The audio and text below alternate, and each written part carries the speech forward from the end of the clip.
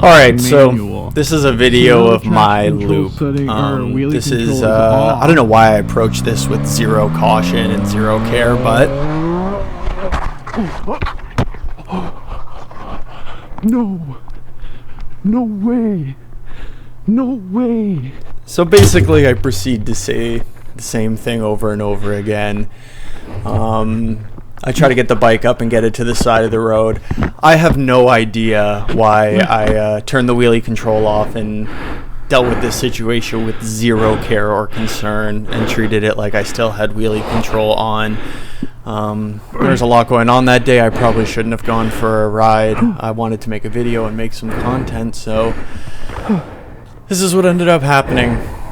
So, yeah. I stand here breathing super deeply for a while, and then eventually I flagged someone down. I had forgotten my phone in my car, so I'm checking my watch right now, realizing I have left my phone in my car.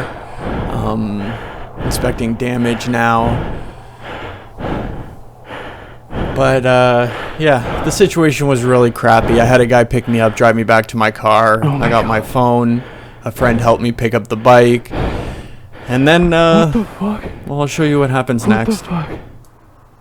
So, I ended up breaking 3 bones in my foot. I thought I could sleep it off, so I waited a couple days before going to the emergency room.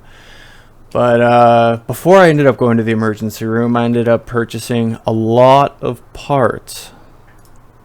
So I kind of used the opportunity to purchase parts I really wanted to put on the bike and hadn't yet, like a full acro exhaust, a bunch of carbon fiber parts, protection, like kind of like a half cage and engine covers and new levers, new grips, new bars.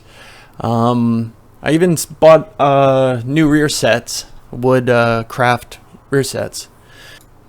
And I'm actually leaving right now to go pick up like 85% of the parts.